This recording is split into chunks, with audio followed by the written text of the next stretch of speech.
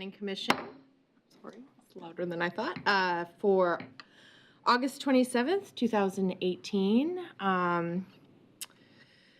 Everybody, thank you for being here today. I'm filling in as chair today, so please appreciate your patience and bear with me if I don't know exactly what I'm doing, but it's the best way to learn.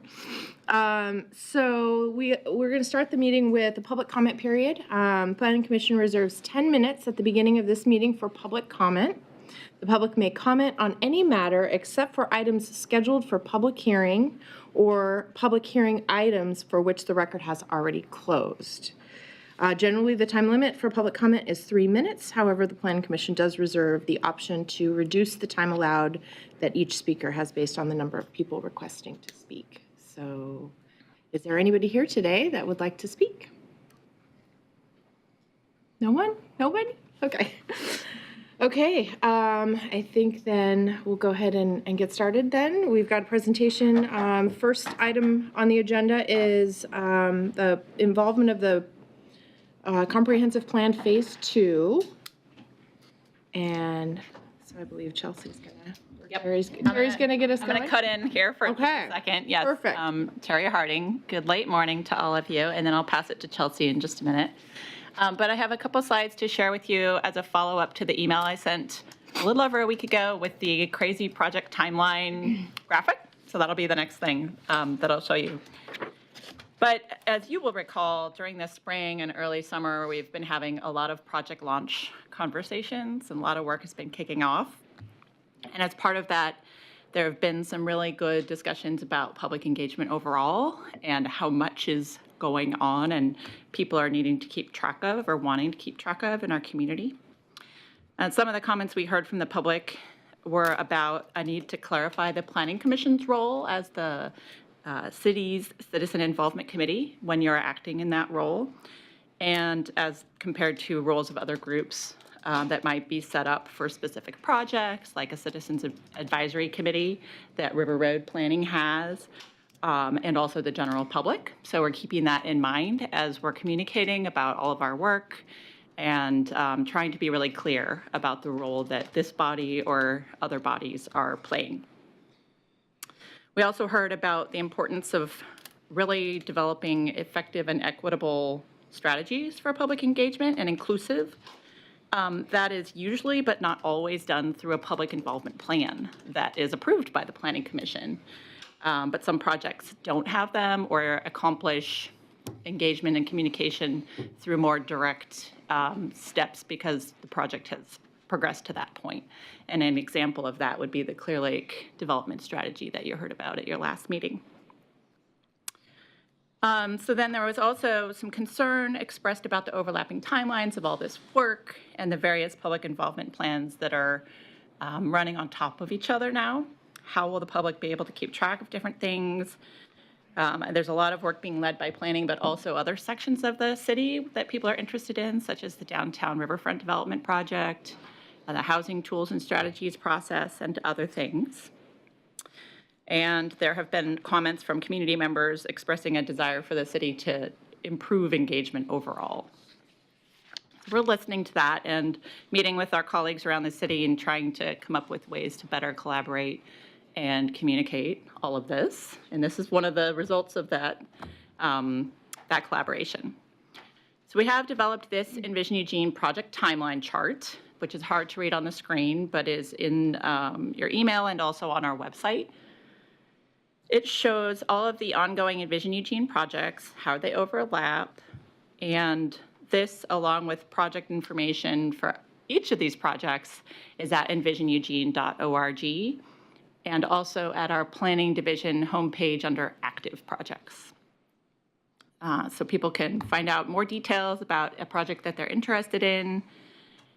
This graphic starts with the projects that are at the top, the projects that are closest to completion. So Housing Tools and Strategies is at the top because it has the shortest timeline and will be complete with a report to council by December. And then goes through early 2020 on the right-hand side of the chart, and you can see all the other projects kind of lined up and the different phases that they include. And the idea is to update this timeline periodically as work progresses, some projects get finished, and others are added to the list.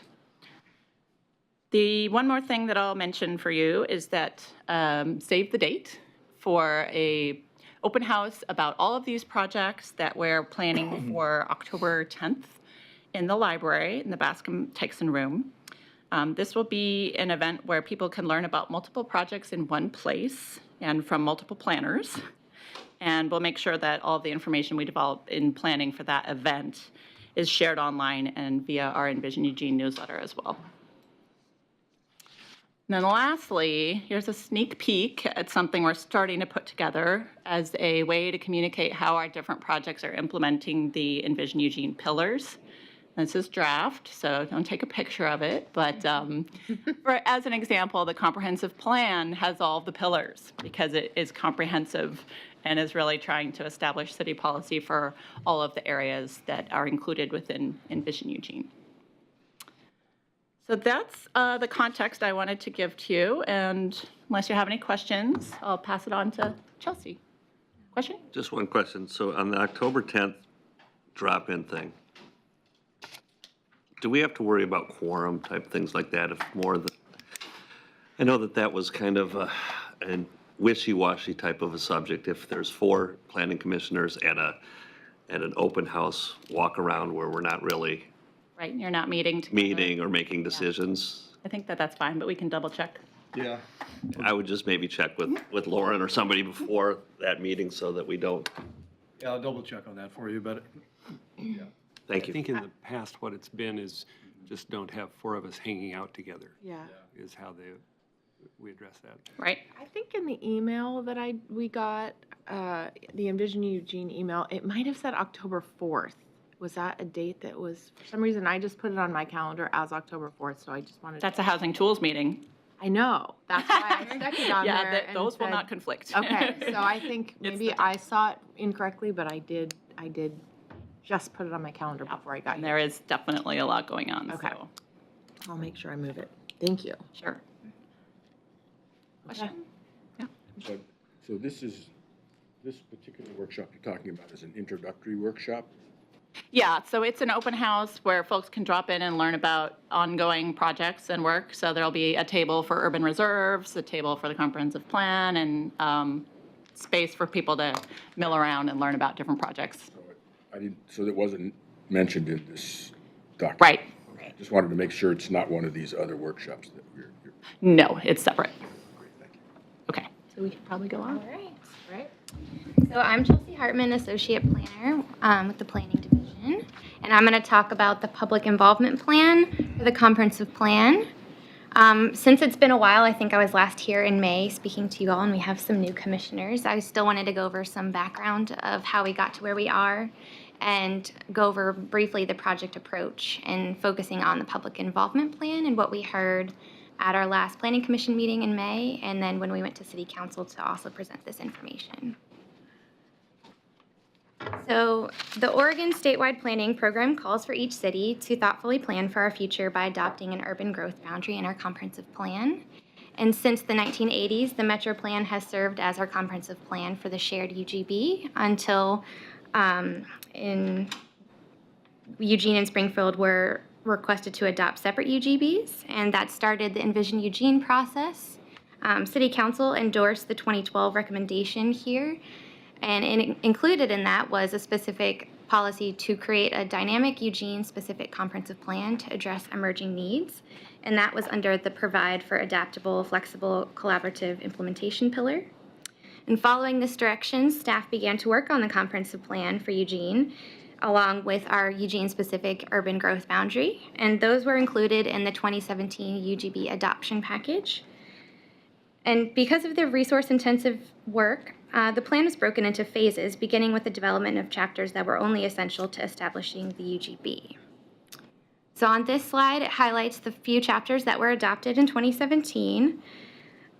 Some of you may remember that the UGB adoption process, there was a lot of technical and policy work to do, so it was decided that we would focus on economic development, transportation, administration, and implementation in the Eugene Urban Growth Boundary chapter. Chapter 10 includes policies that establish the growth monitoring program. But our comprehensive plan is incomplete. As you can see, there's a lot of chapters here that are still, the remaining work needs to be done.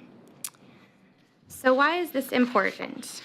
Currently, we have an incomplete comp plan, and we continue to rely on the Metro Plan for a lot of our policies, making the city less efficient in responding to changing community needs. Many of the policies are outdated, are framed for the region rather than Eugene specifically, or are absent altogether and do not reflect the community vision for our future. When complete, the comp plan will guide future growth and development and fully reflect the community vision with policies that support and balance all of the 7 pillars that were on one of the slides that Terry had showed. The plan also plays an important role in guiding long-range planning and public investment decisions. For the project approach to complete the remaining chapters, all the chapters highlighted here in green will be the ones we'll be focusing on in this process. It is important to note that a great deal of work has been done by community members, staff, boards and commissions to lay a foundation for the content of the chapters in this phase. Specifically, these 3 chapters all have an initial draft that was developed in 2015 from best practice research, input from the Planning Commission subcommittee, and work sessions with the full commission. We will be reviewing and updating all of these chapters as part of this process. In addition to developing the new chapters, there will be some administrative updates for the transportation, administration, and implementation in the Eugene UGB chapters.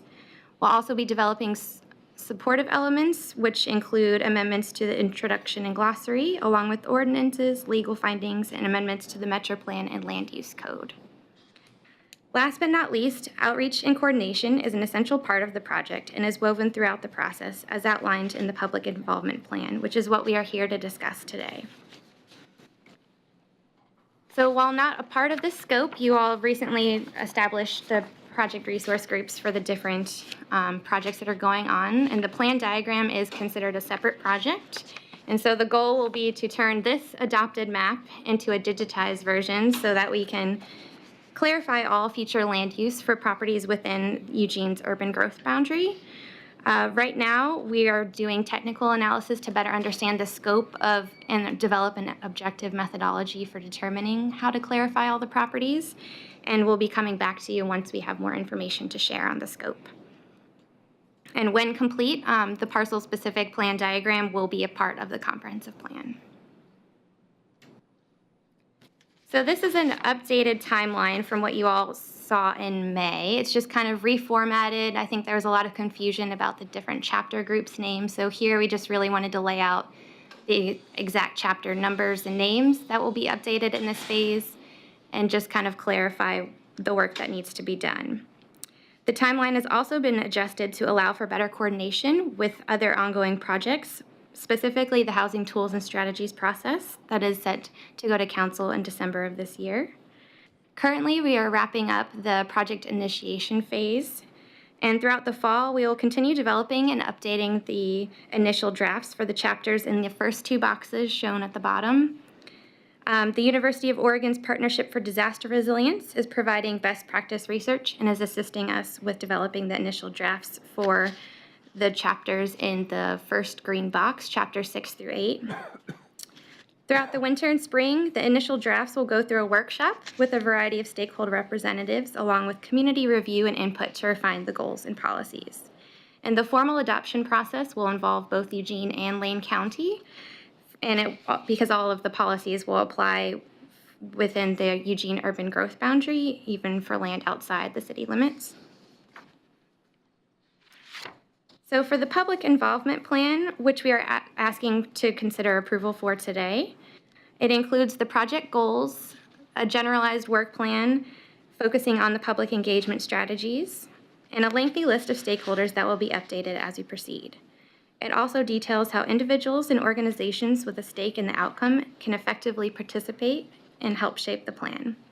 It is equitable and thorough in keeping with Eugene's public participation guidelines and exceeds State Goal 1 in legal requirements.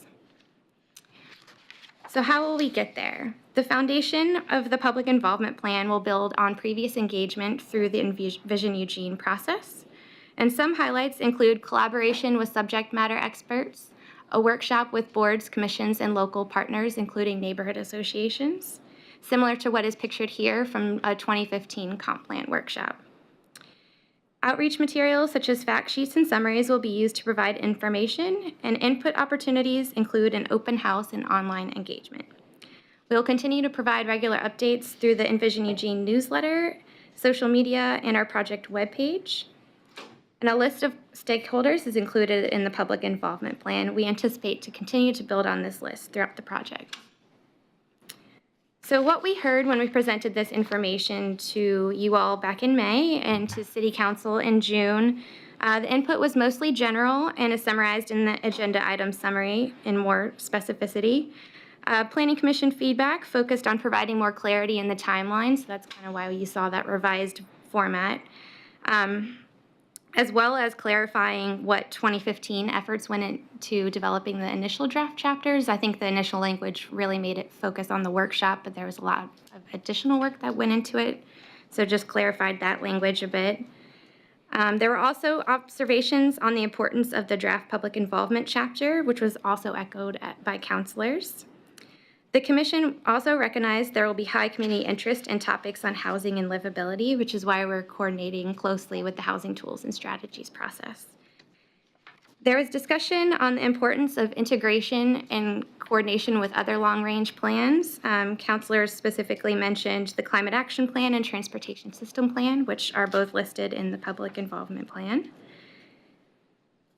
Let's see. Counselors also discussed the relationship between the comp plan and existing refinement plans or future neighborhood or special area plans.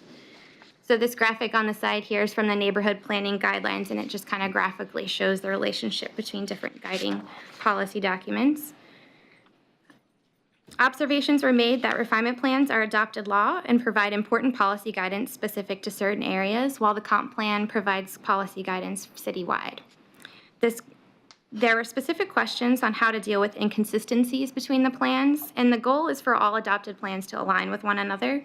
In keeping with state law and our current adopted regulatory language in the comp plan introduction, as well as the Metro Plan, the comprehensive plan is the presiding document if there are inconsistencies with the refinement plan. But staff will continue efforts to ensure new draft goals and policies are not in conflict with existing area-specific policies, while also honoring the citywide community vision. Counselors also expressed a desire for continued clarity on how policies will be applied, specifically that they're not to be used as development criteria. So this resulted in a few minor updates to the project documents. As we saw with the updated timeline, it shifted slightly to accommodate the Housing Tools and Strategies process. There was also some minor updates to text, which is just that brief explanation of there was more than a workshop that went into the 2015 efforts. Originally, we were proposing 2 stakeholder workshops, and now we're proposing to combine those. I think a lot of the feedback we've heard from different staff we've met with and just different community members that it's a little confusing to look at a few set of chapters without seeing what's in the remaining set, and they want to see how it all works together.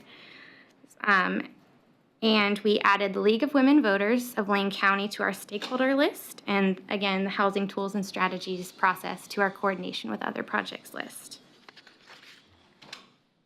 For next steps, we're going to continue developing the initial draft chapters by collaborating with subject matter experts and continuing best practice research with the University of Oregon's Partnership for Disaster Resilience. The project will continue to be updated as new information is available and as upcoming engagement opportunities are scheduled. Today, we are asking that you consider approval for the public involvement plan, and just as a reminder, the project goals and the process, just of what's basically in there. And that does incorporate the few updates we discussed today. So if there's any questions. Commissioner Baker. Yeah, my concerns were about, I can understand why you would, if community members prefer that stakeholder workshops be combined, I think that's reasonable, but I also think that there's some benefit of having them separate, on the separate areas. But in any case, I'm I would suggest that at least if you're going to have combined workshops, then you have two of them because people have conflicts. And so whenever you have one big event like that and it only happens once, then you have an opportunity for many people that, for whatever reason, are on some other board and can't attend it. So try to replicate it. And I have the same concern about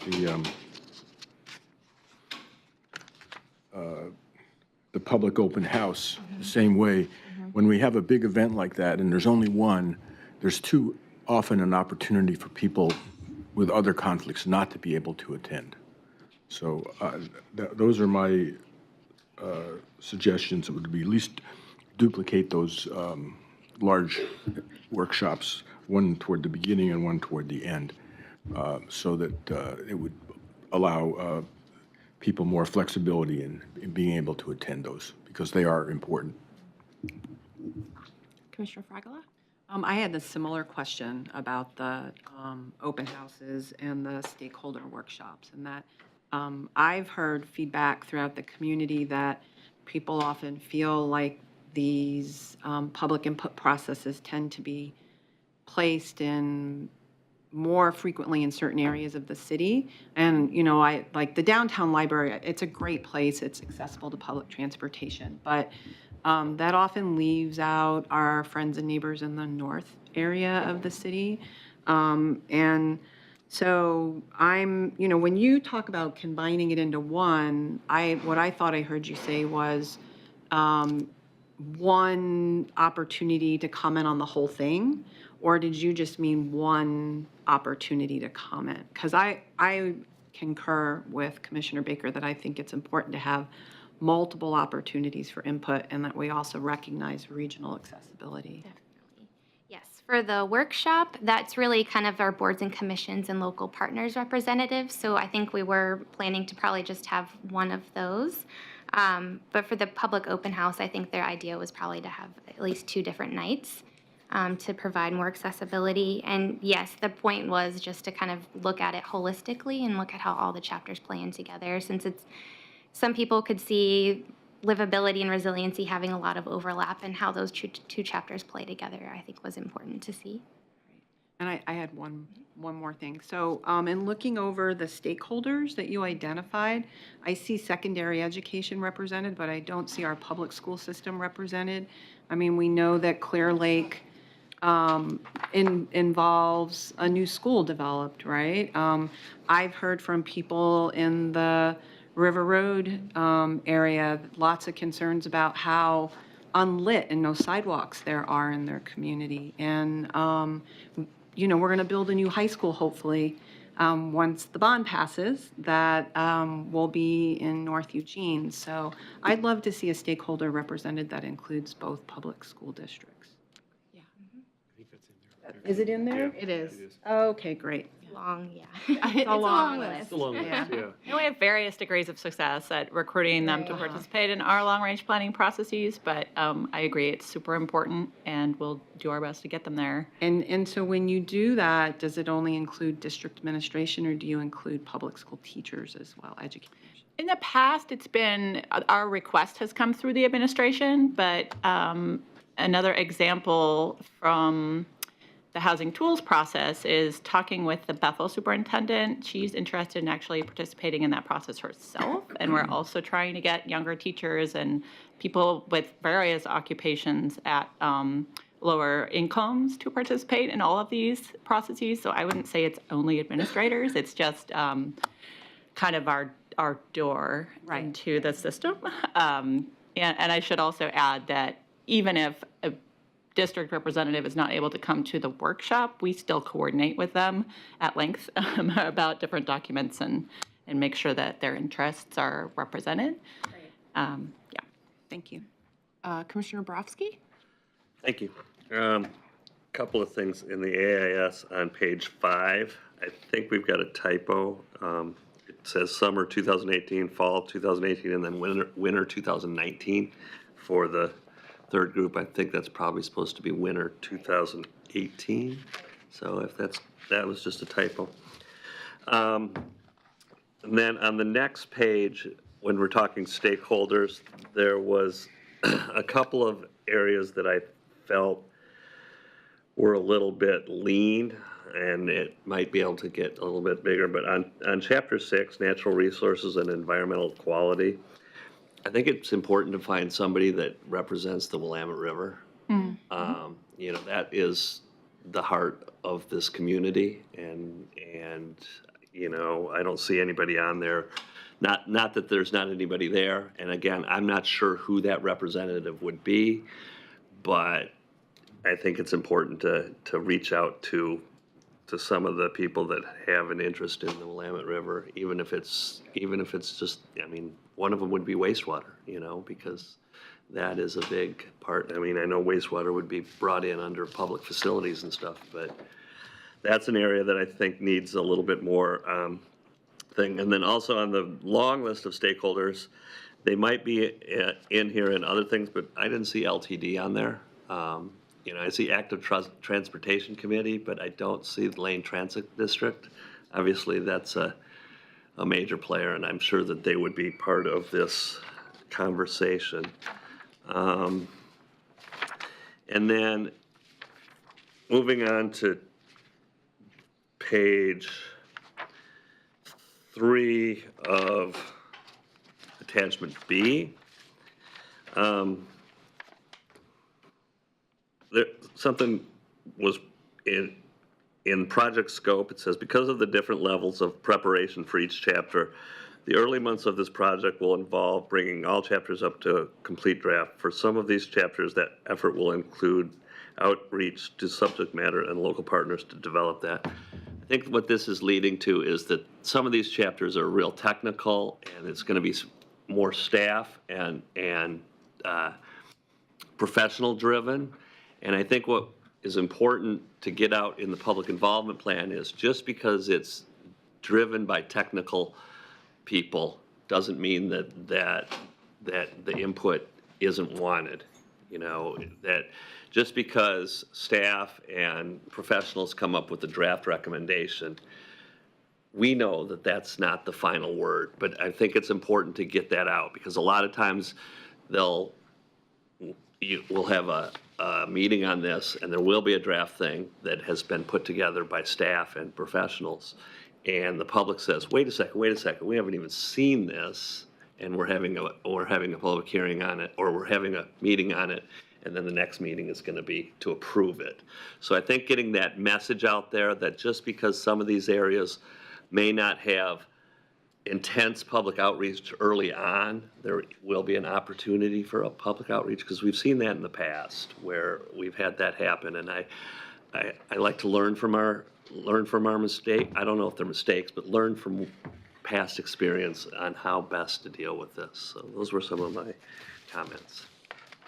I'm going to put myself in the queue and just make a couple of comments. I actually, my concerns are mostly around a clear understanding of what the expectations are coming out of some of these groups, because as you look at the diversity and the diversity of values that they bring, I just would want to know how conflict would be addressed and resolved. I mean, what's the expectation coming out of it?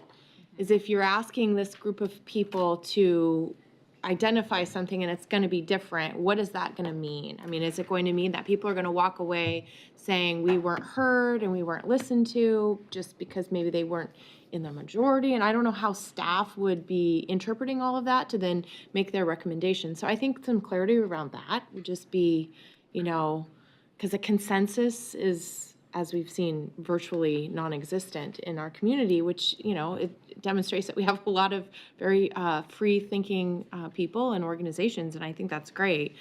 But I just want to know, like, what would we say we're trying to move forward if we really kind of get in, you know, what's going to get us unstuck from a sticking point when everybody is kind of trying to take us in different directions, if that makes sense?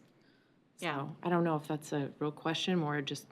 I think it's something we could take a stab at, recognizing that in all of our processes, we gather input, we offer technical and best practices kind of research and make recommendations, and then what ends up getting adopted is up to the council, and it goes through Planning Commission before that. So I would say that we're trying to balance the different viewpoints throughout the process. But we could work on some language around that, kind of clarifying what do you do if you have opposing public input, because we do deal with that pretty often. I'd just like to add, I mean, it's part of the role of the Planning Commission to make a recommendation, obviously, to the City Council. You all are members of the community, you're volunteers, so the participation of the Planning Commission is actually part of our public engagement process. So it's mainly staff's role to go out and ask the questions and to try to help raise awareness about what it is that we're talking about and talk about some of the potential trade-offs of different approaches.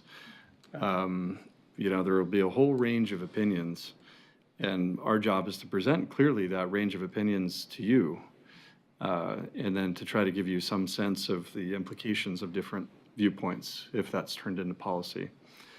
And then, and then allow you to make a recommendation, an informed recommendation.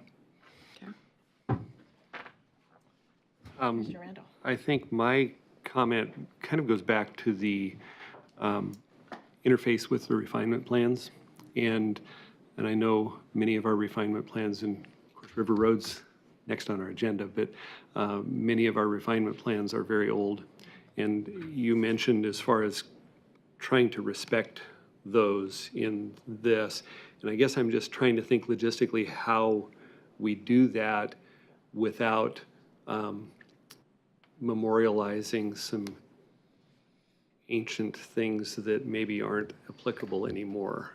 I don't know how else to word that. So if there is an older refinement plan that maybe that area has changed substantially, it probably has. Yeah. And some of those goals or ideas have changed within that part of our community, how we will respect that in the comprehensive plan, because I understand the desire to do that, and I even think that's good, but how to do that without memorializing some things that when new refinement plans come into play, that, because the comp plan takes precedent, you know, how to do that interface. And Yep. have you had thoughts about how to do that yet, or are you kind of Yeah, it's been a big topic, as evidenced by the conversation at council.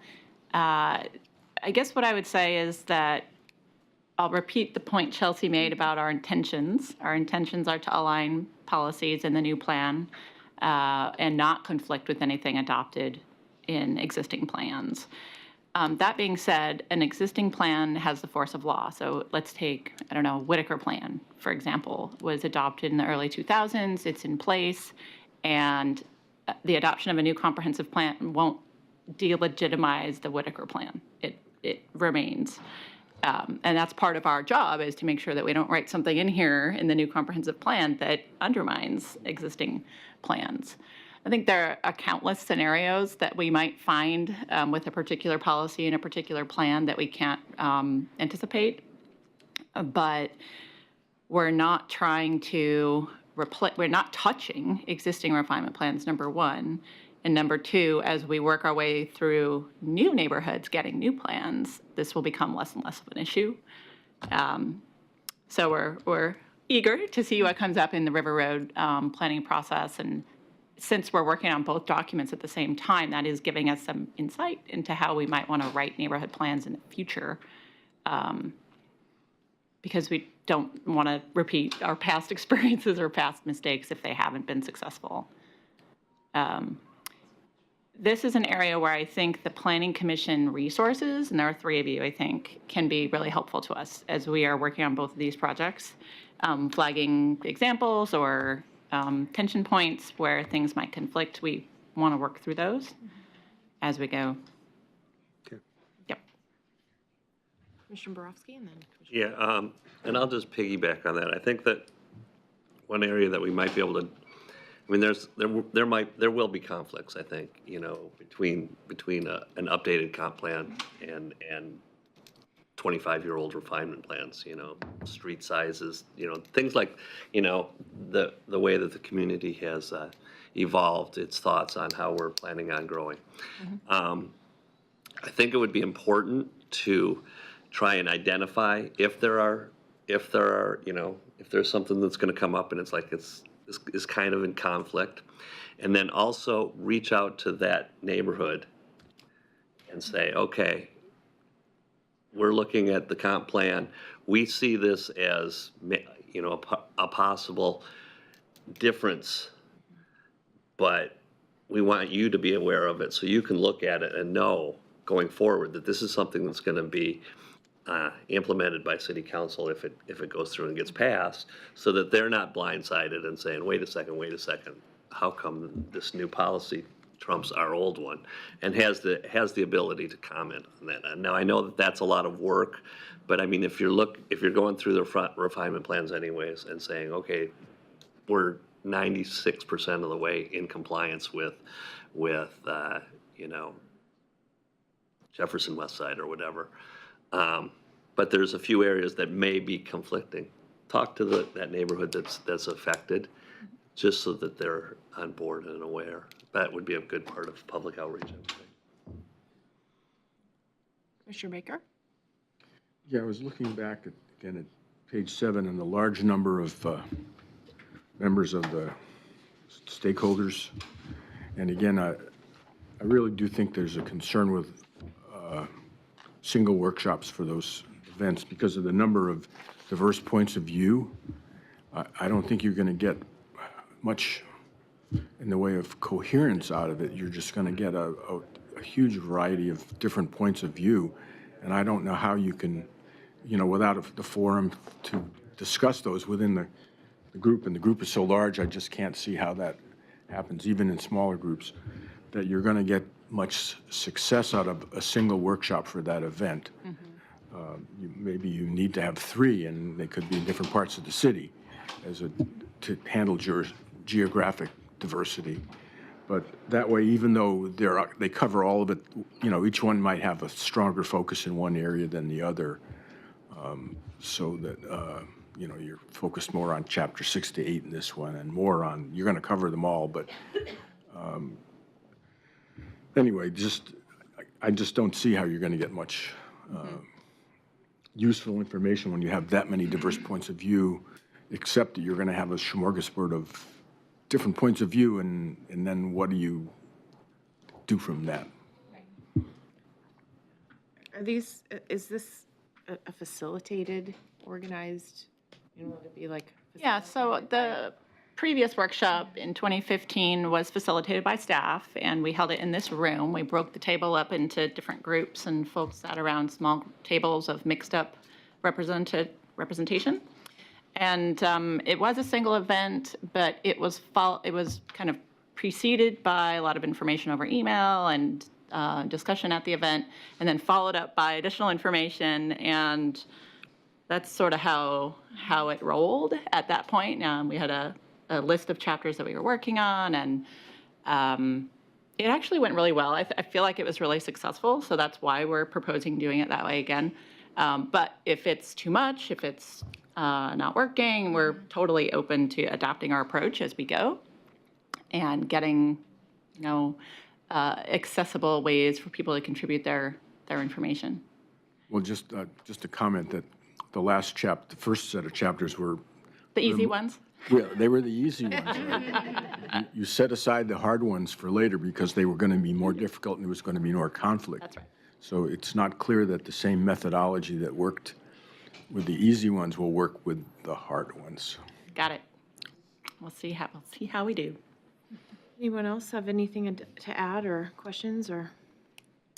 It sounds like I'm hearing feedback that sounds like there's maybe a little tweaking that needs to be done. So I don't know that. I mean, we're looking for a motion today to go ahead and move forward on this. Does anybody have any particular sense of what they might want to recommend be included in this plan so that we can move forward?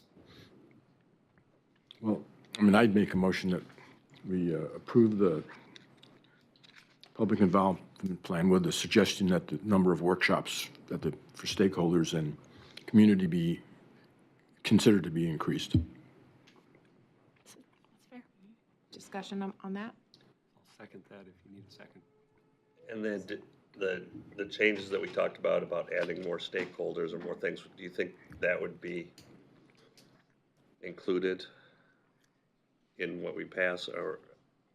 Yeah, what Chelsea could maybe follow up with an email to you all with, these are the changes I heard and have added in, and if we missed anything, you Right. can let us know. Yeah. So we have a motion and we have a second. All in favor? Okay. The ayes have it. Thank you. All right. All right. Chapter 1's done. Yeah, there we go. Very productive day. All right, so it looks like we're going to have a work session on the River Road Santa Clara neighborhood planning update from Eric And Zach. and Zach. Okay. I'll do introductions and make sure All that right. we cover everybody else as well. Perfect. Find it in- Oh, we didn't need that There extra we go. chair. Come on down, Louisa. All right, take it away. Okay, let's see here. So, now afternoon, so good afternoon. My name is Zach Galloway. I'm a senior planner with the Planning Division. I'm joined today by Eric Brown, also with the Planning Division, Kate Purley, and Louisa DeHeer. They are our co-chairs from the Community Advisory Committee on the River Road Santa Clara Neighborhood Plan. And so the four of us are here today for an informational item to share a project update on this very important project for the city and for these two neighborhoods. And we're just making sure that with such an important project, as you heard referenced several times earlier by my colleagues, there are no surprises, and you guys, as well as our city council, will be well informed going forward at each step of the process. So recognizing that we have a few new planning commissioners, we are going to rewind and go back to the early part of the project briefly and just give an idea of the big picture, and then step forward basically to this calendar year, 2018, and what's gone on since the last time we were here back in January, at the point where the Planning Commission actually confirmed the River Road and Santa Clara Community Organizations nominations of these two folks, as well as the rest of the Community Advisory Committee. And then we'll cover what happened in June, what we've done this summer to continue that outreach, and then next steps. So I'll start with the big picture items. Excuse me. Our process, our timeline, where you guys come into play throughout this project, as well as these sorts of with these updates, as well as the eventual formal adoption process. We'll get into that final product and what that formal adoption process will look like next year.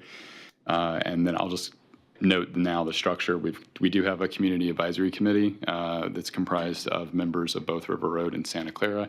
That is articulated in the project charter. A lot of this information you've received in the past, but if you're looking for it today, it's all memorialized on our project webpage, which is riverroad-santaclaraplan.org, and that'll redirect you back to the city's webpage.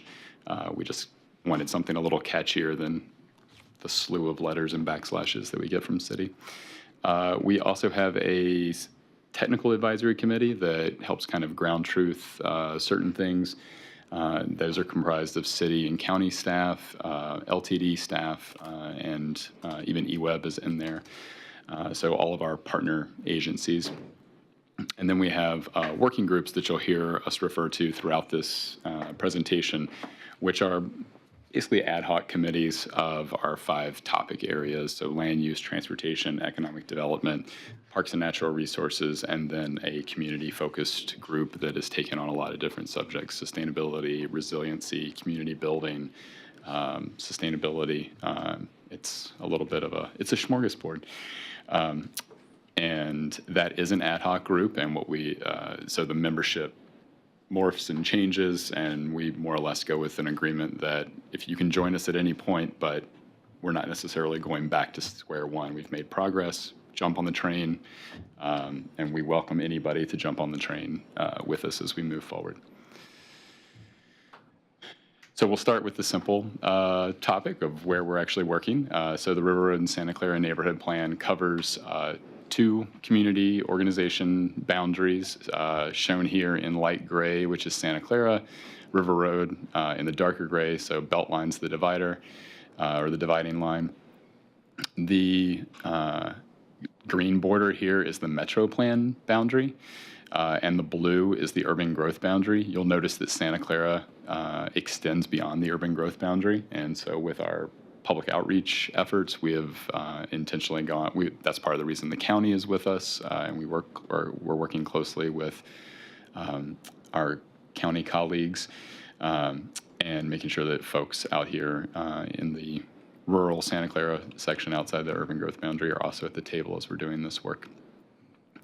The River Road corridor and this kind of buffer around it relates to both Moving Ahead, which is a project you've probably heard me or Terry Harding, among others, present on, and we'll get to that issue in more detail towards the end of this presentation, but that warrants more detailed discussion and analysis that we'll get into in 2019. You saw a form of this graphic earlier from Chelsea. We've amended it for our purposes and have been using this or will use this tomorrow night whenever we meet with our working groups for a bit of a educational tool to let them know kind of what we're working on and where we're headed. So we shared a version of this with the Community Advisory Committee. They felt like this was a very good instructional tool. You can see we are working currently at this neighborhood planning level in between the high-level metro plan or comprehensive plan.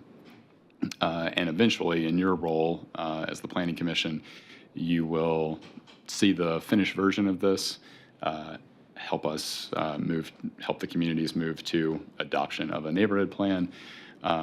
And then in the past, we've been very focused here on land use code. With the planning division, that's our responsibility. So you see kind of zones, standards, process, all these little boxes down here. It's very important for the community, and we talked about this early on as we were scoping the project, that it's not solely about land use, zoning, development standards, but it's also about all these different ways that the city, the county, and the 2 community organizations can implement this plan. So there's certain things that the community organizations can do for themselves. There are certain things that might require, capital budgeting outlay. So we're trying to be very comprehensive, not just with the vision that you all have seen in the packet, but all the way through to completion, that the implementation is just as comprehensive. Early on, we had the option of developing really snazzy-looking Gantt chart or doing something that was a little more engrossing for folks that we were meeting at Fred Meyer or on the bike path at Sunday Streets, and we worked with an artist to develop this explanation of our process. And so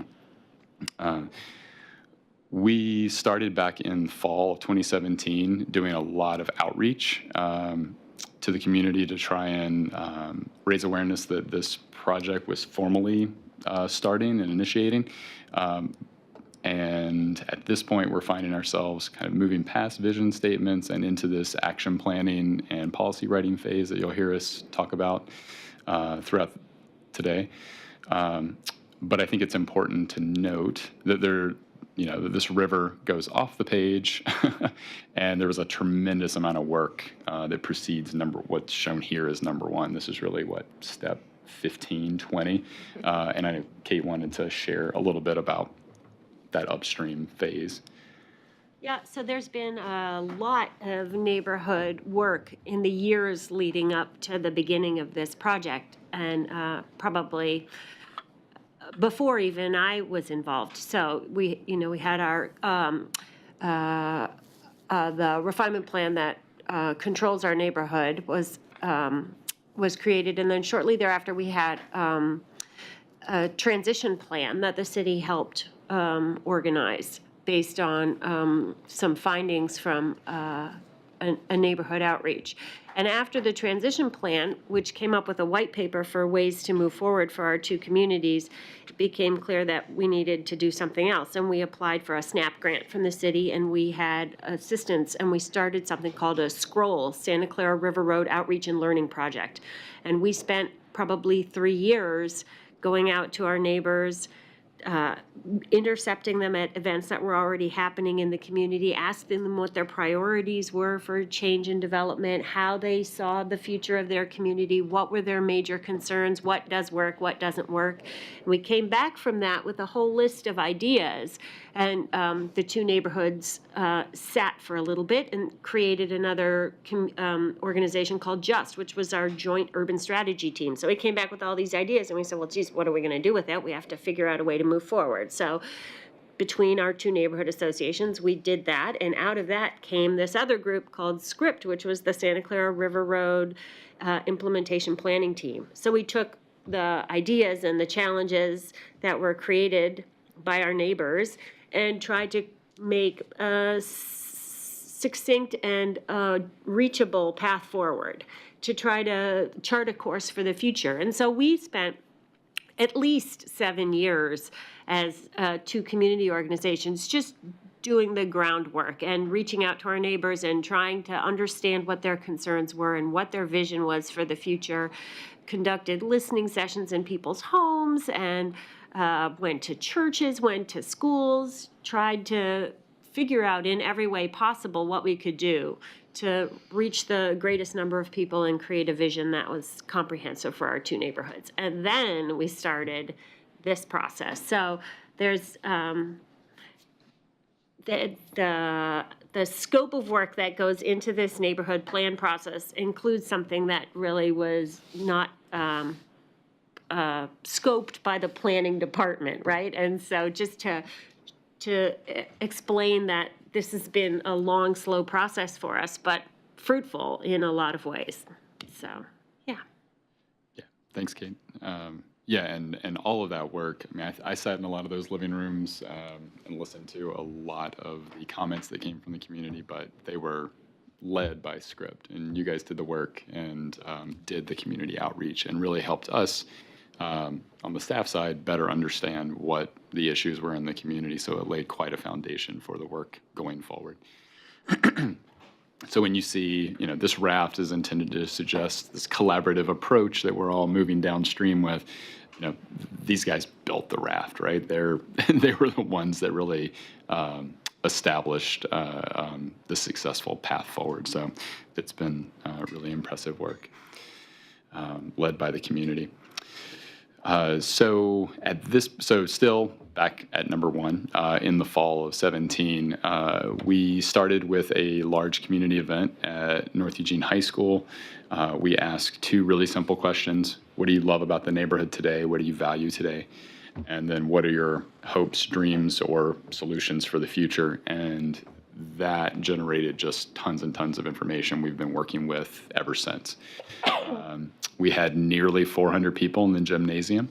Going back to some earlier comments, we learned our lessons there, and we actually had 2 events in June to make it a little more approachable for folks, so it wasn't quite so overwhelming, and we split the June events into 2. But this was really impressive just to show the interest on the part of the community. From those 2 key questions, there were some major themes that came out. They're kind of at a higher level. Folks were very much in agreement around. And so from these 2 bundles, we moved into a vision. It was easier to move into a vision writing phase with our working groups. But you can kind of see there's a lot of support for local business. There's a lot of concern around safety of the streets. I think you were alluding to earlier in the earlier presentation. And we recognize that there's 80% of the comments that we got, this middle ground, there was a lot of agreement around. So that was very encouraging and exciting to see that we had a kind of this groundswell directing us in a pretty clear direction.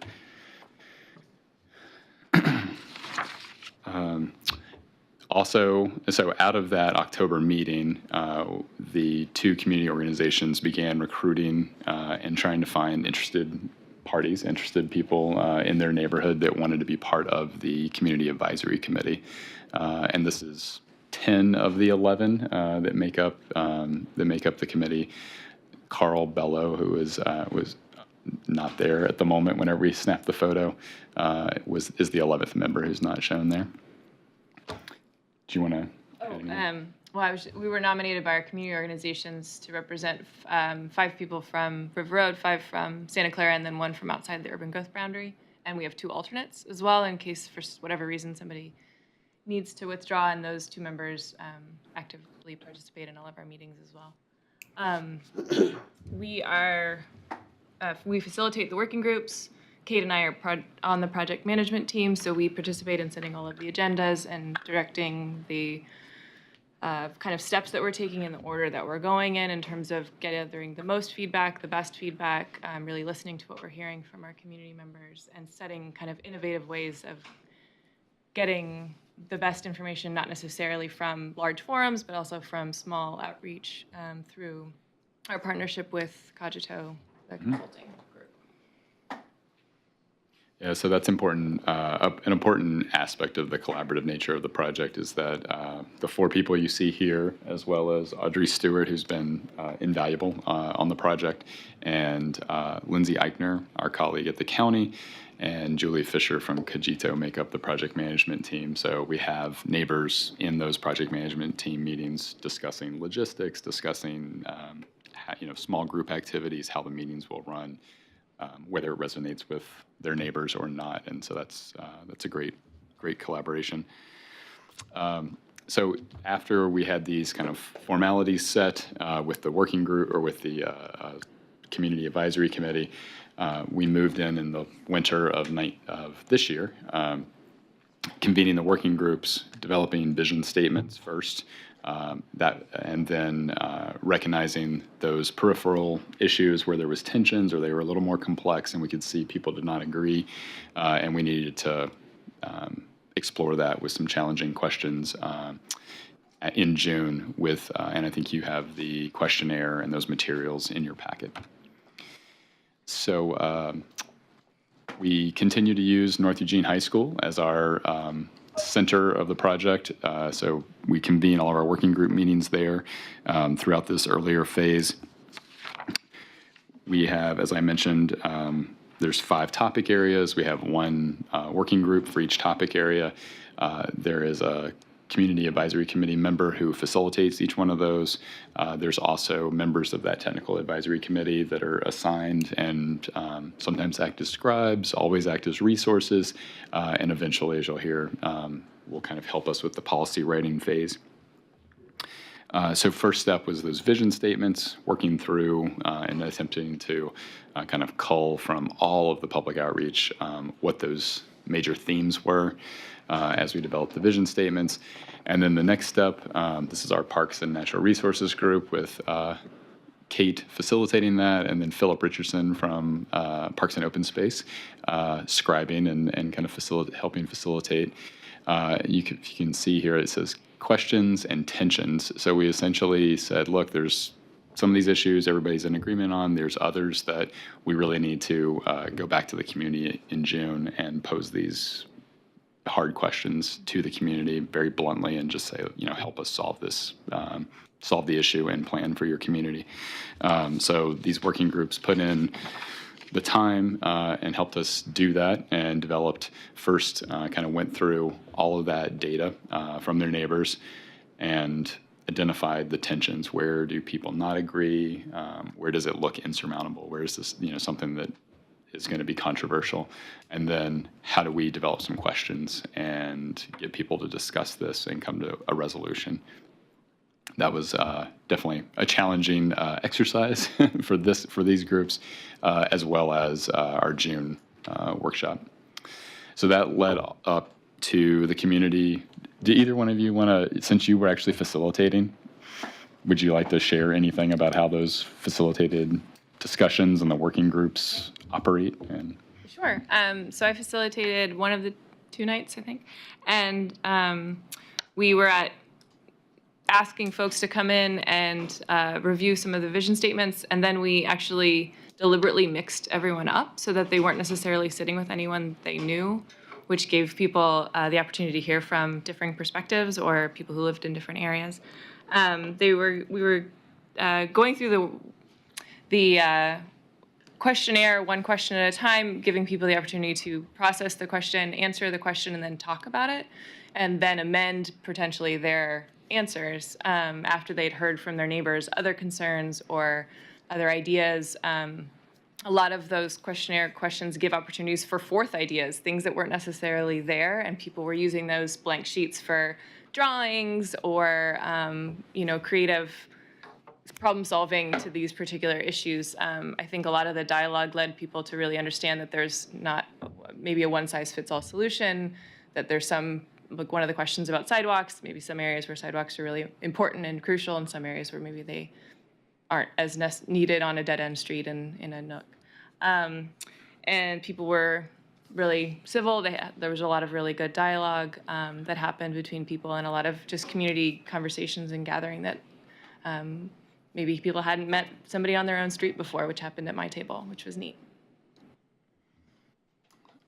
So if we were to walk you through some of the numbers, we had 2 meetings, June 6th and June 10th, so a Wednesday evening and a Sunday afternoon. We had about 200 people on the Wednesday night, another nearly 100 on Sunday afternoon.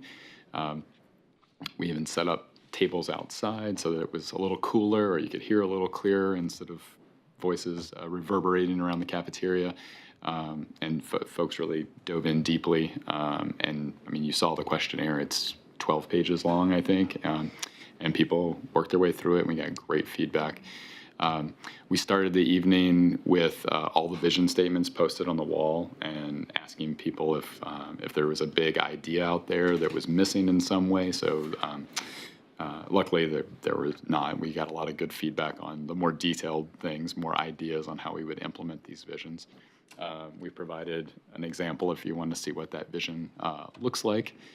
Graphically, we attempted to take some of the key phrases and put those on a map just to articulate it graphically. Kate, so one nuance just of interest, that the Community Advisory Committee chose to elect co-chairs at different phases of the project.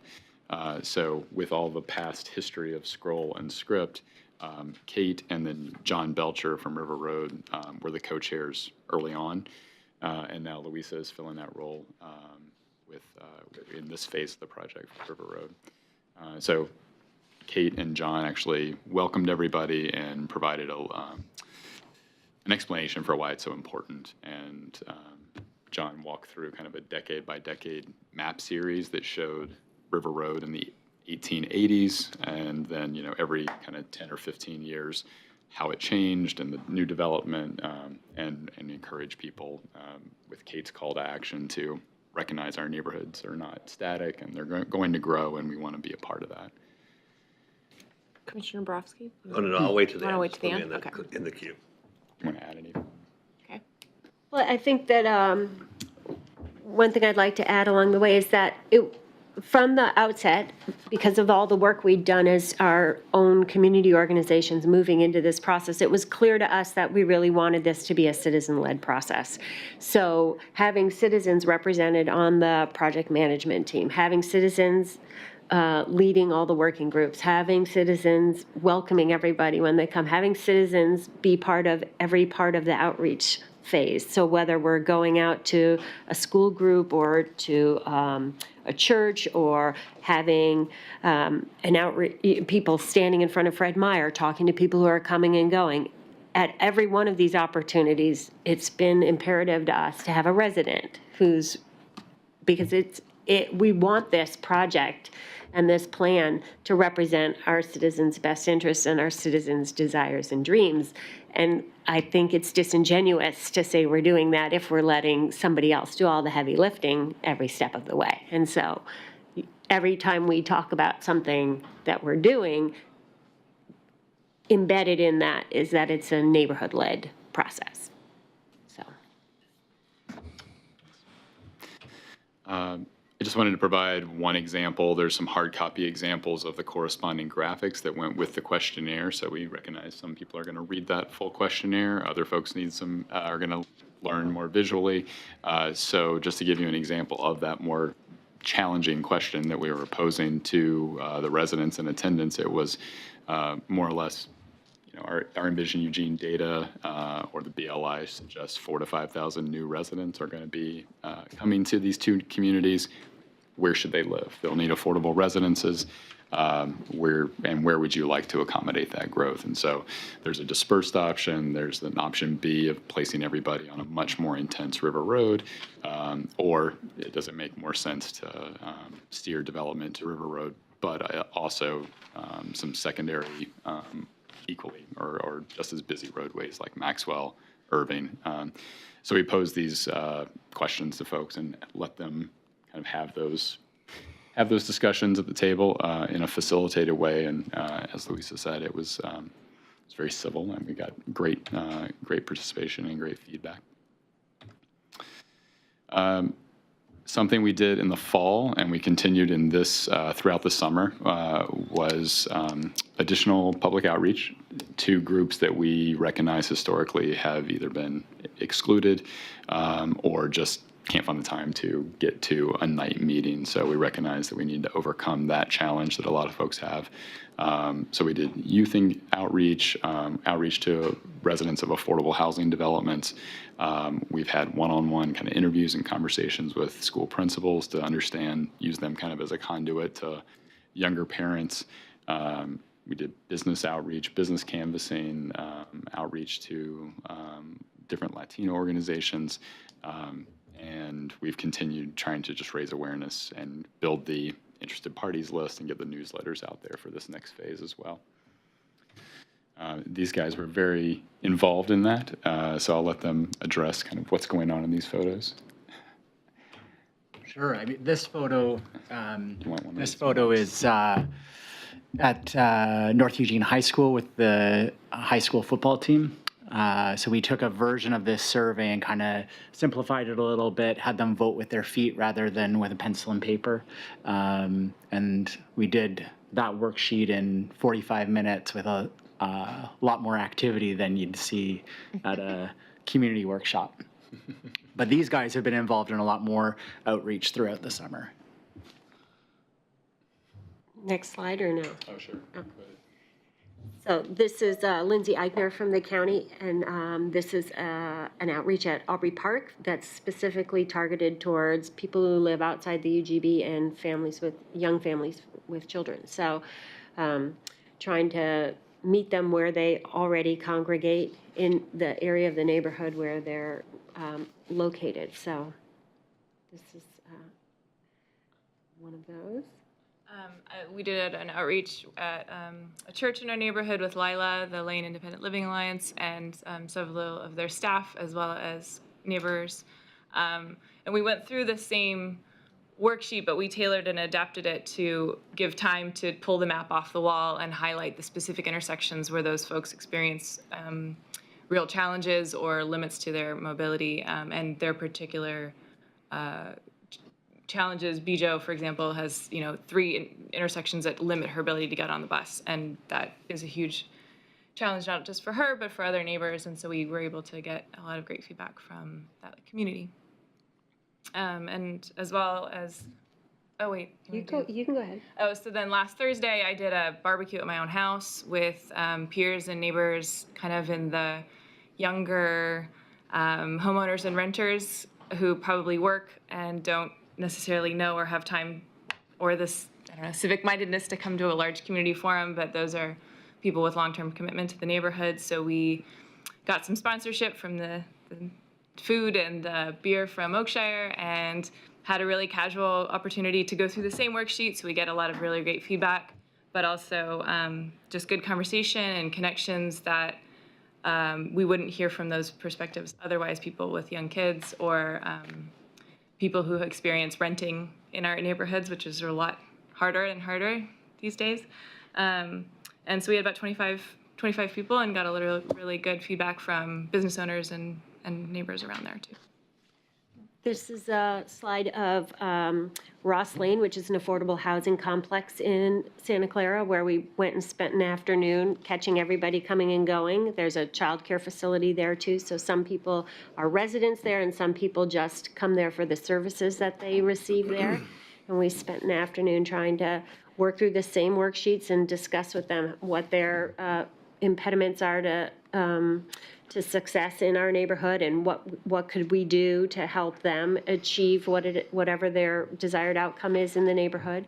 We've also gone to our local churches that have food pantries. So a lot of our neighborhood residents that experience some degree of food insecurity and collect food from these food pantries every 2 weeks.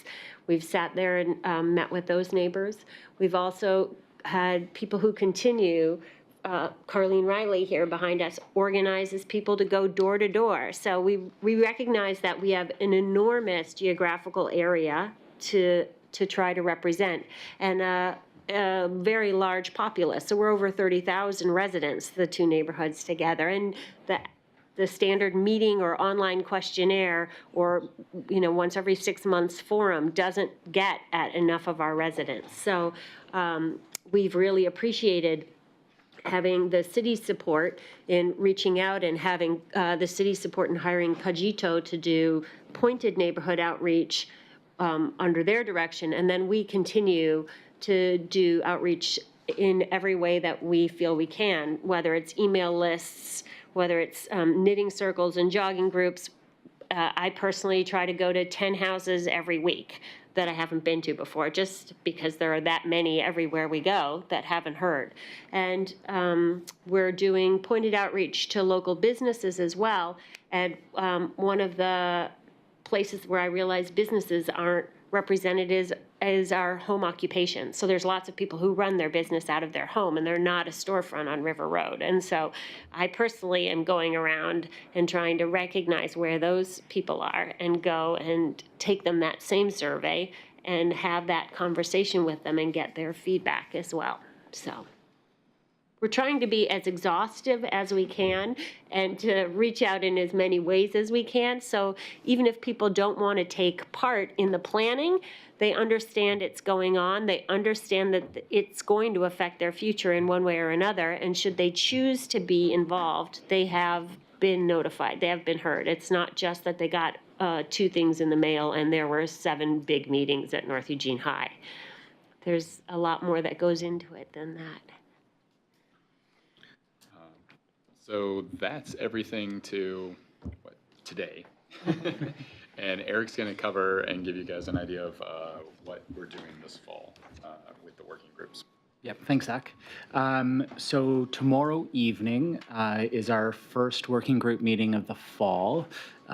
We switched locations for this one because the high school is not available in August and really busy in September. So we're finding new locations for the time being. But we'll be meeting at St. Matthew's Episcopal Church with all 5 working groups. And they will begin to craft policies and identify actions to support draft goals that the CAC has written over the last couple of weeks. So we have a set of about 20 draft goals. Those will be presented to the working groups on Tuesday night. And then we're going to lead them through an exercise so that they learn the difference between goals and policies and actions, and kind of set them up to be able to write their own policies and action plan. So this is an example of a worksheet that they'll be working through. You're not meant to be able to read all of the text, obviously, but at the very top is that vision statement that we started with over the winter. And then in the middle section, you see data that has been collected at the 2 community forums. So the value now and ideas for the future data, as well as the key questions or tensions data is contained in that section. Below that is the overarching policy frameworks that all of this policy making has to be done within. So Envision Eugene, the TSP, Oregon's land use program, all of those policies that are adopted set the framework for how this plan can move River Road and Santa Clara forward. And so we're trying to make them aware of those frameworks and the confines that we have to work within.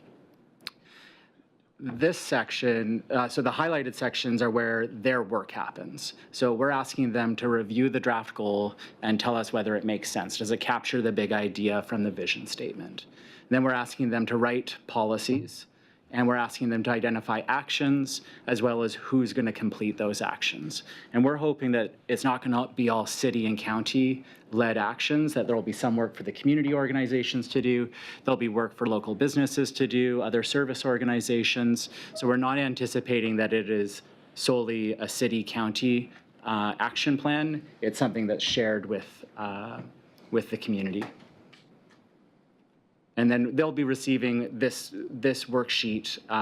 So the worksheet on the left is what they're actually doing the work on. And this slide that you're seeing now is a worksheet glossary. So they'll have something to refer to while they're doing the policy writing in between meetings. So we're actually asking them to do some homework this time.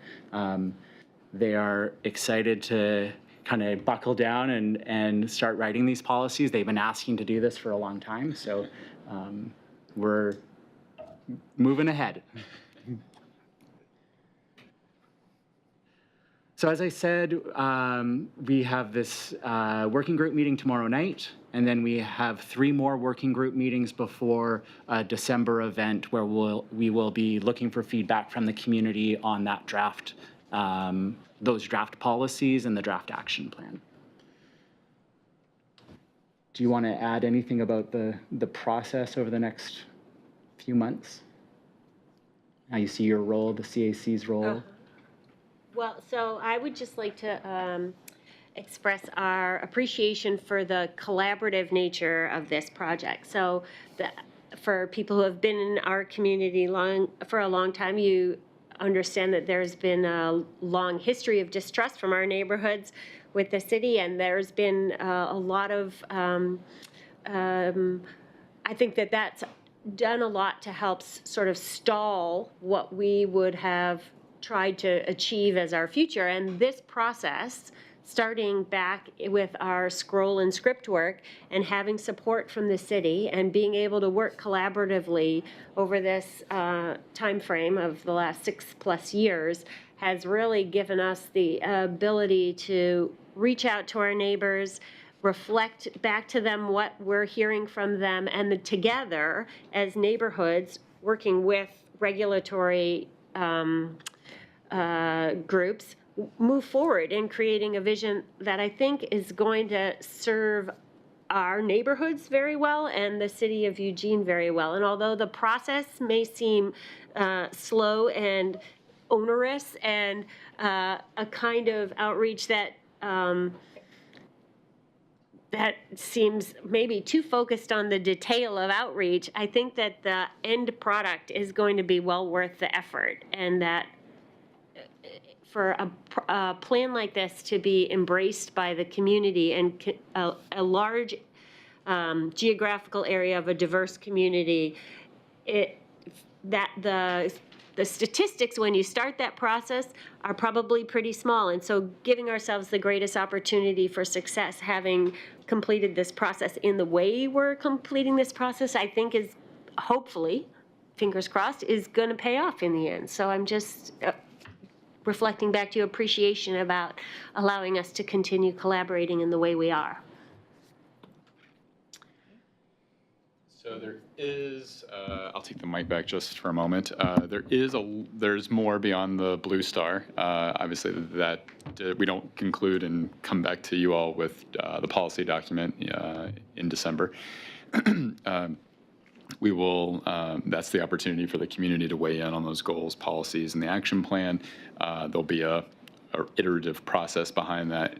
But the great thing about that milestone is that it gives us a kind of a point of clarity and a pivot moment where we can go from kind of a very clear image of where the community wants to go and use what some of you are familiar with, our transit-oriented development grant funding, to actually implement some of this policy language or this policy direction that's come from the community. So There have been a lot of questions around economic development, around real detailed design of private development, what that's going to look like, how we support small business, how we get it off the ground, how we preserve the architectural character of, those big old farmhouses on Lower River Road. There's just a lot of questions that at a policy level, we're not able to answer in the neighborhood plan.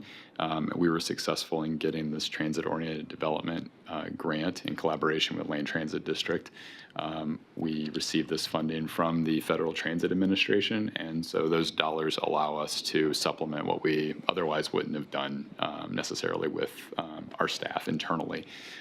So we will be able to answer some of those questions and better understand how do we make the local small businesses viable along River Road.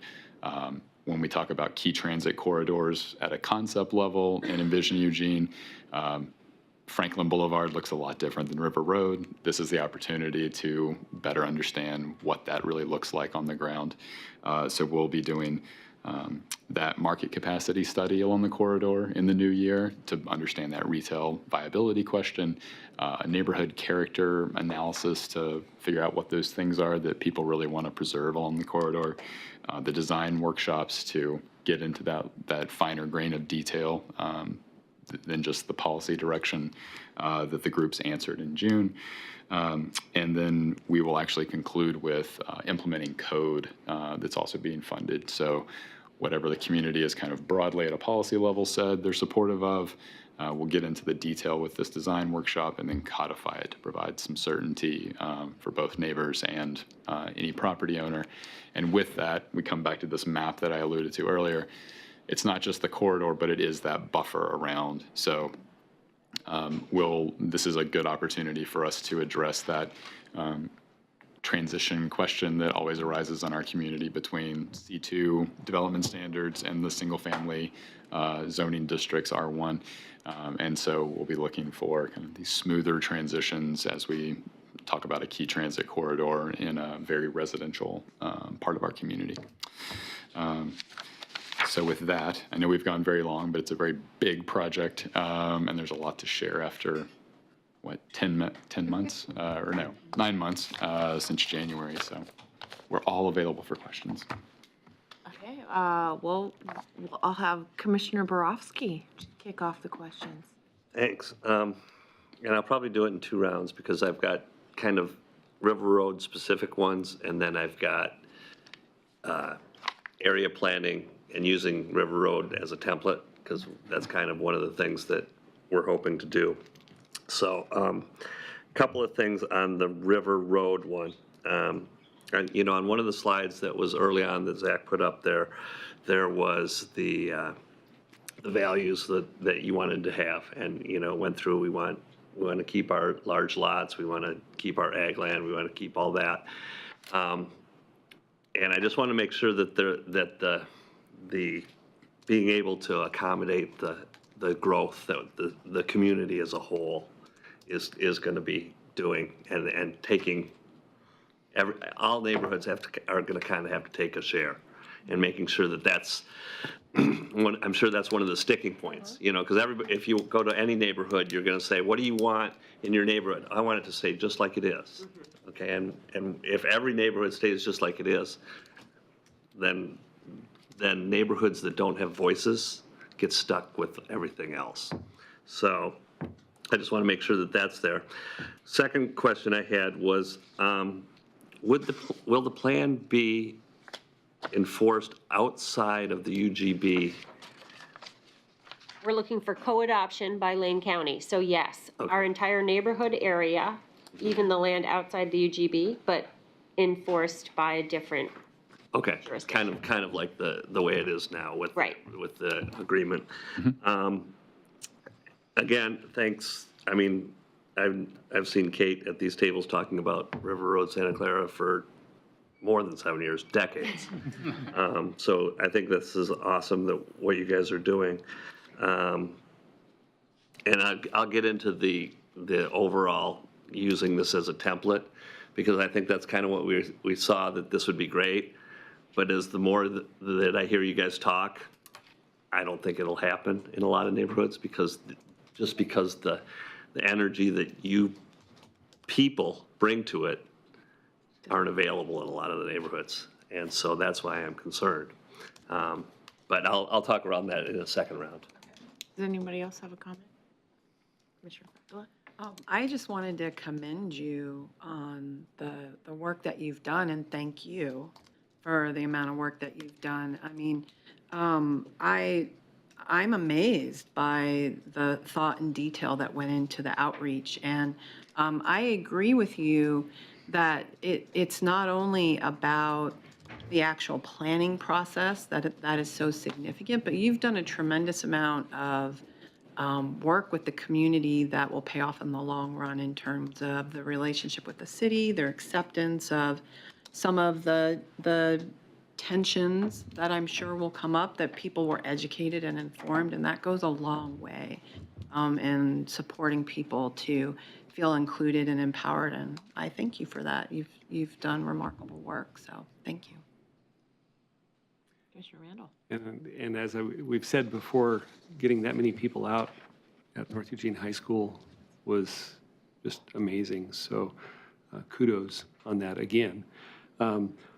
Looking through the questionnaires and that you put out, I just wanted to say I really appreciate the simple graphics, the simple questions, frankly, to where it doesn't get too complex. And you know, do you like this, or even something else, and then a place to do that. I really like that format. That seems to be a good way to glean information for what you're wanting to do. I do have one question, and it may be way too far down the road, but on the land use scenarios, the A, B, and C, have you got a sense of what people's perspectives are yet? And are you willing to share that yet? Or I'm just curious, it's more of a curiosity question than anything. Oh, sure. Yeah, it's not premature. Okay. We just didn't want to get into a complete reporting out and I at this didn't wanna point because dive too far into the what we weeds either. currently have, we've done data entry just on the June event. Right. And so we haven't seen everything that's transpired this summer. point, So what the you've heard. June event Yeah. suggested that I think C, which was the River Road corridor and the major streets, was preferred by most people. Okay. Rather than putting everything or all the population growth on River Road, that we would distribute the development potential a little more widely than that. But we are also recognizing, if you notice the second page of that questionnaire, we asked for, on the backside of the agenda, there's some demographic data that we sought.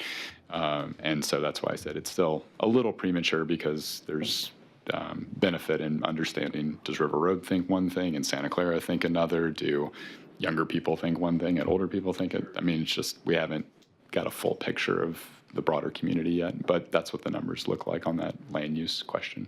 Thank you. Just from June.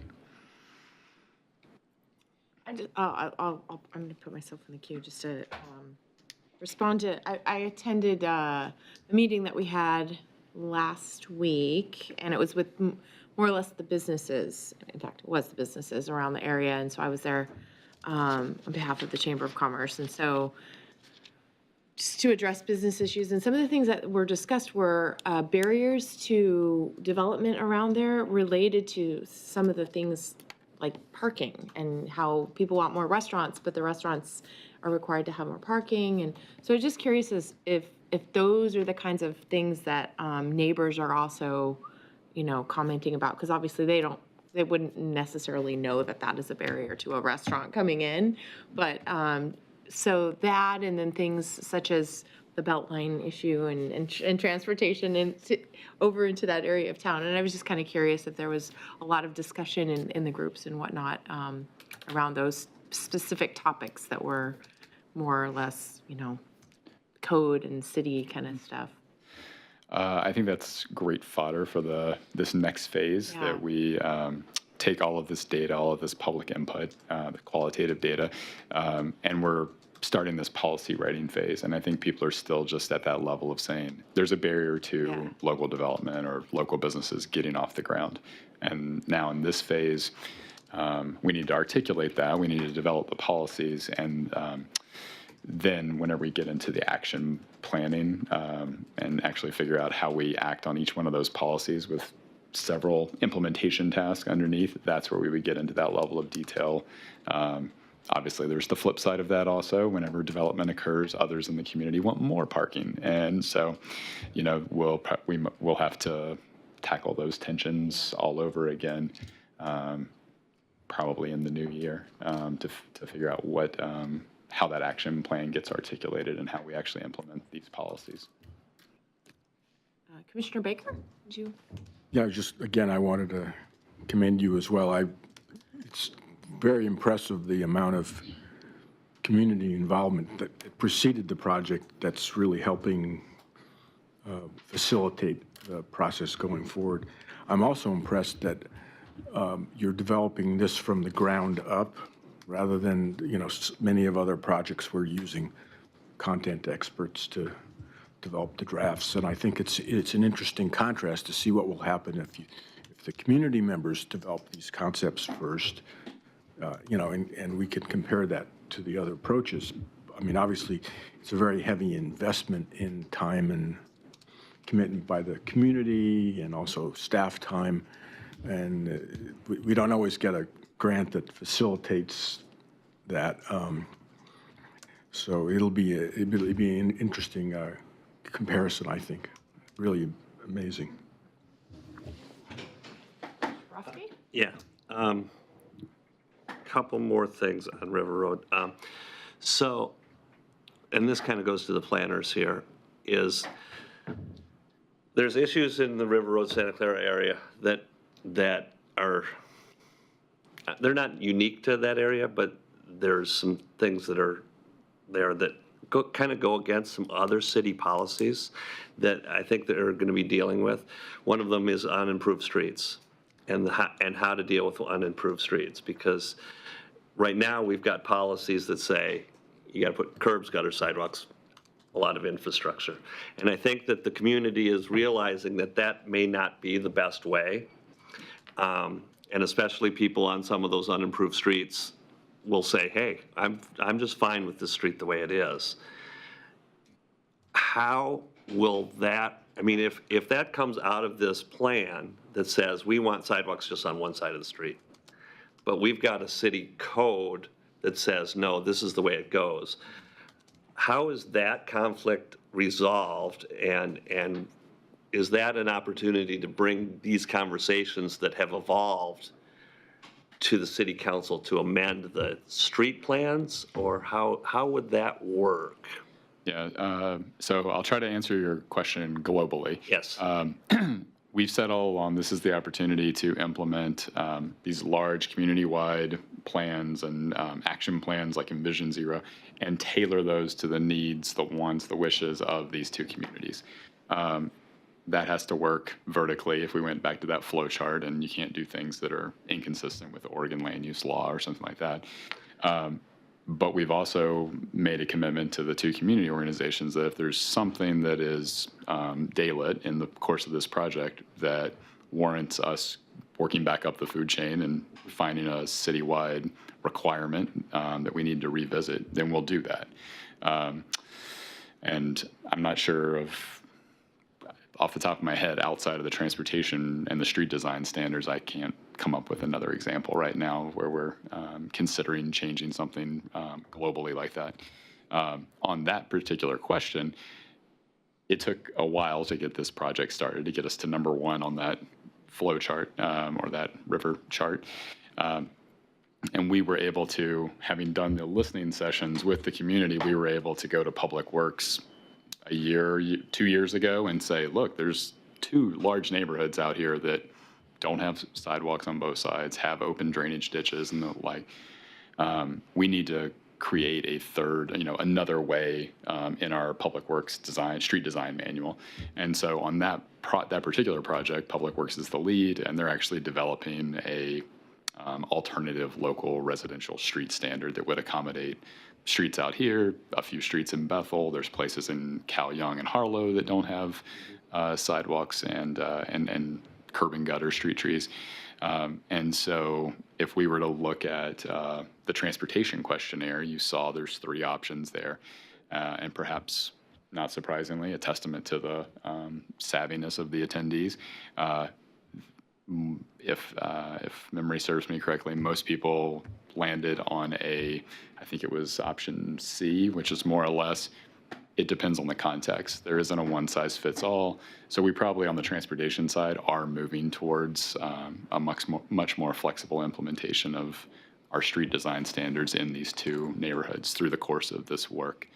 How that actually plays out, I'm not sure with our public works colleagues, because that's a funding question, but there is acknowledgement in the neighborhoods as well as acknowledgement with our public works staff on the technical advisory committee that that we need to be more flexible than just, as you said, like everybody gets curb and gutter, everybody gets 2 sidewalks, and we'll widen the right of way to do that. There's going to be a lot more flexibility here and going forward, I think, citywide. A part of that is that we don't have the infrastructure. So we don't have stormwater pipes. So even if you put the gutters and the downspout, the collectors, it has nowhere to go. And there isn't the money for the city to come in and create that infrastructure. And there isn't the money or the will to create surface infiltration for every road where we have no place for it to go. That amount of land and right-of-way you'd have to purchase to do that is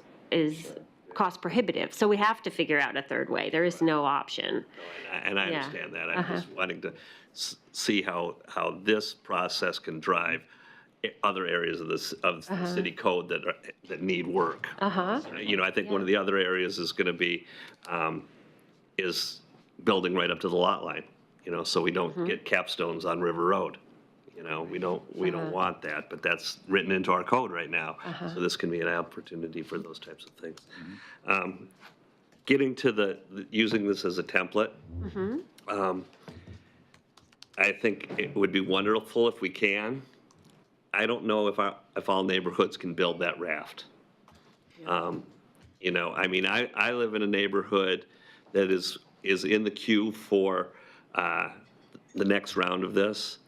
And when they did the neighborhood outreach, we had 6 people, and it's a pretty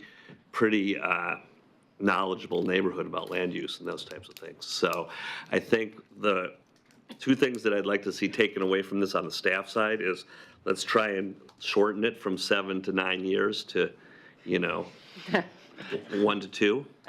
Okay, because 7 to 9 years, there's people that have commitment that can do 7 to 9 years.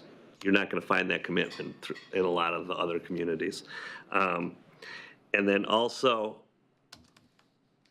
just figuring out a way to do this that with as much commitment as these people have, but maybe there's not going to be as many people doing it. So learn what you can that has worked and try and figure that out, because I'll tell you right now, you try and do a neighborhood plan for Train Song, you're not going to get 300 people in a room. You try and do one. I mean, we're university area neighborhood, and we had 12 people at 2 different workshops. So taking what you can from these things and learning, but not saying that this is going to be the exact template, because we don't have 7 years to follow that same template. But the idea of taking what you view as a liability and turning it into an asset, one of the things about Train Song that I love is their organization is the size where they can go, everybody can get hand-delivered a newsletter, for God's sake. I couldn't do that in a decade in my neighborhood. If I did it every day, I wouldn't get everybody in a decade.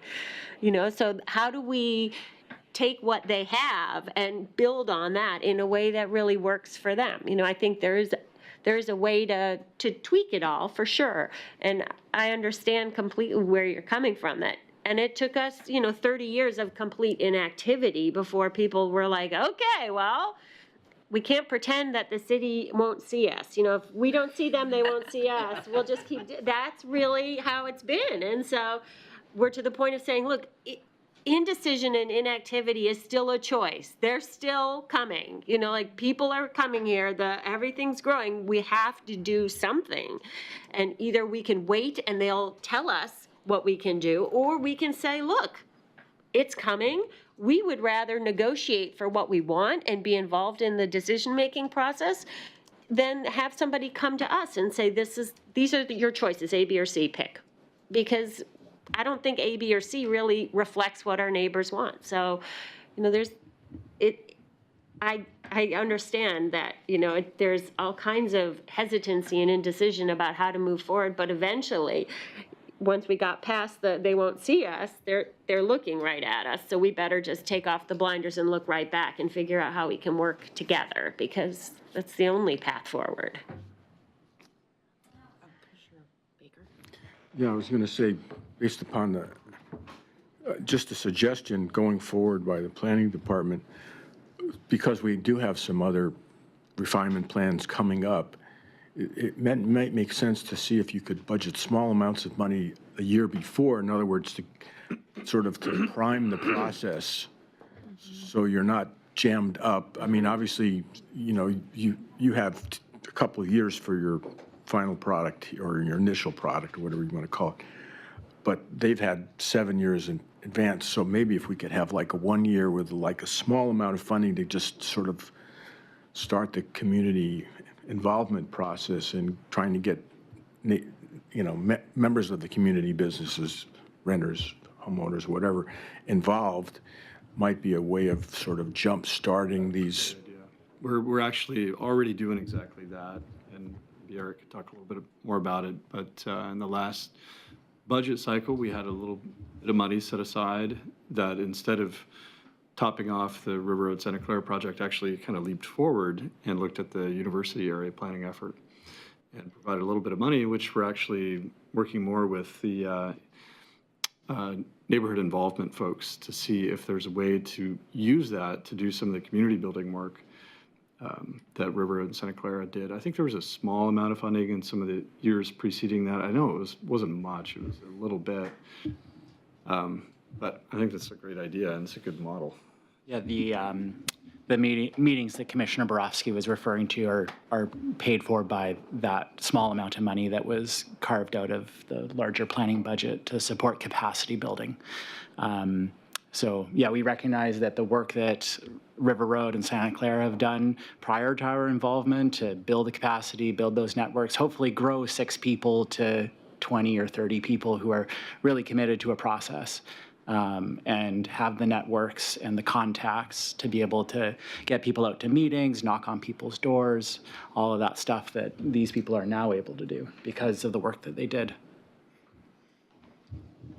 Mr. Randall. Well, I think the thing to keep in mind too is you are in River Road, Santa Clara, blessed and also maybe cursed with having 30,000+ people, you know, not only to draw from, but to manage as far as a neighborhood design. So as we move forward with some of the other neighborhoods, I mean, you have a lot of people to draw from to participate. And as a percentage, you know, thinking of that as we move forward on some of the other neighborhoods that are quite a bit smaller, you know, I think we've got to realize that, you know, we're not going to get that high of individual participation, but if we can get a reasonable percentage participation, I think that would be something to keep in perspective as we get into some of the other neighborhoods, to realize that it is going to be different than River Road Santa Clara, just because if no other reason, because of the population. But then, you know, the various uniquenesses of each of the neighborhoods, I think will obviously be taken into account, but just not to get too hung up on, you know, well, you know, we had 400 people at North Eugene. Well, that's what, 1/10 of 1%. You know, and so, no, I'm not to burst the bubble. Not to burst the bubble. It was still really. We already did that math. It's all right. Yeah. But as we move forward into the other neighborhoods, realizing that, you know, if you have a dozen or 20 or 30, that's actually really good turnout as a percentage. So, just perspective. Commissioner Fragala. Yeah, I agree with a lot of what has been said. I mean, every neighborhood is unique, so we are going to see, you know, unique implementation and planning and outreach processes in each neighborhood, but there are some things that I think are best practices that came out of your work that we can look at. And one of them is the level of citizen leadership that you had within the process. And so I do think that as a community and as a city, if we look to ways to invest in that, that is really important. So I do think that there are a lot of things that could be learned from your process that we can apply city.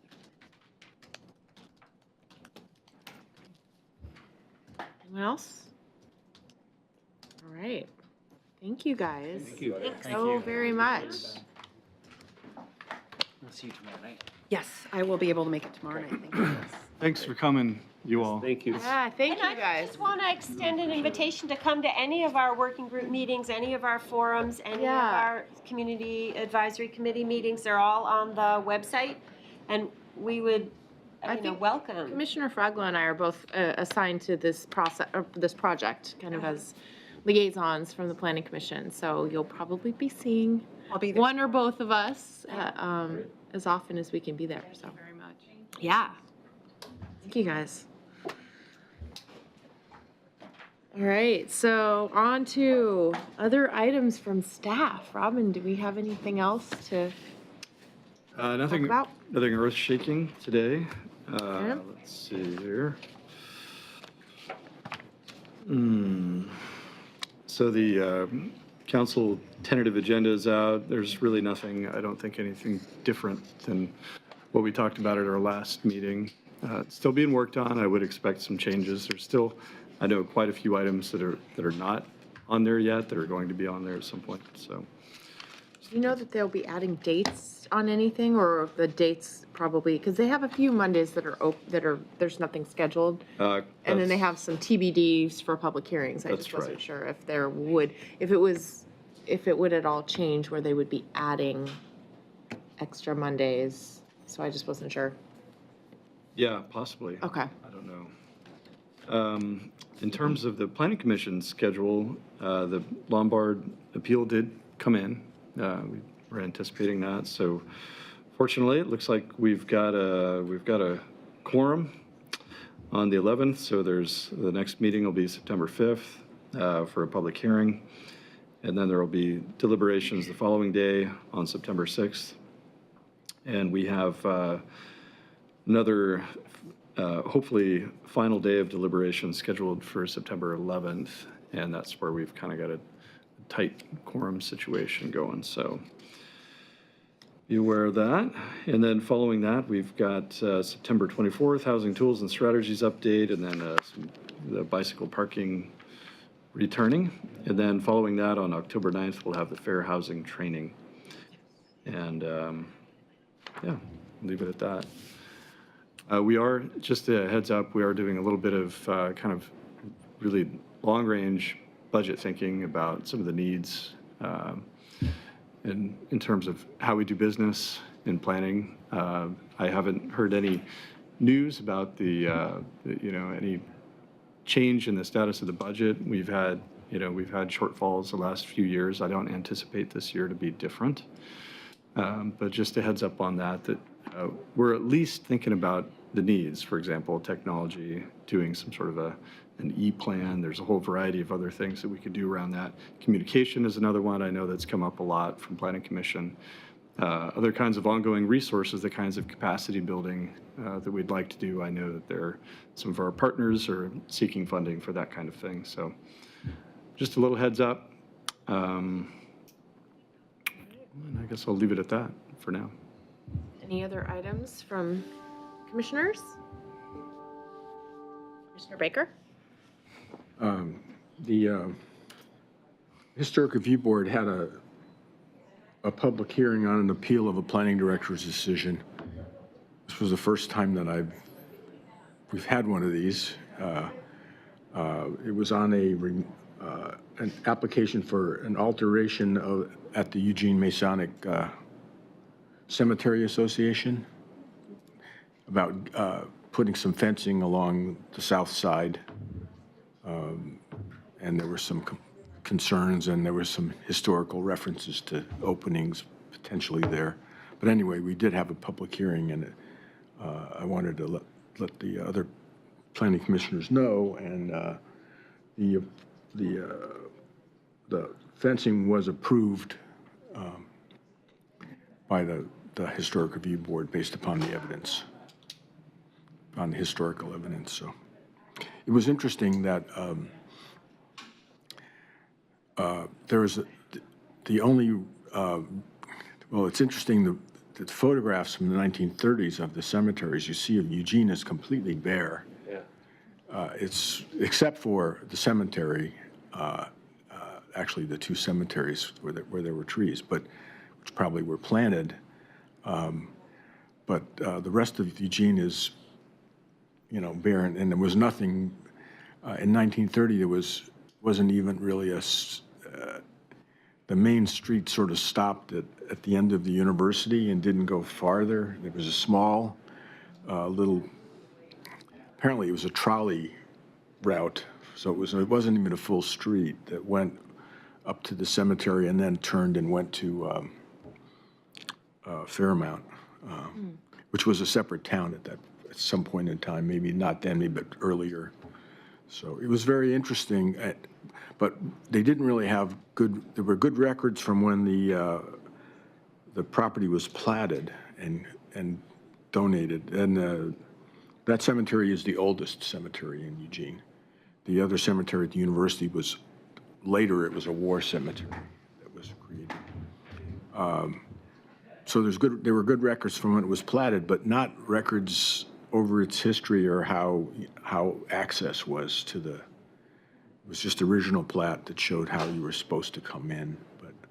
And then there were some traditional paths that went through this area that was going to be fenced. That was the concern, is some of the neighbors thought there should be an opening there. So but it was interesting, particularly the historic record and the photographs. So I brought it if anyone wants to take a look at that photograph. So, anyway, that's for me. Commissioner Borowski.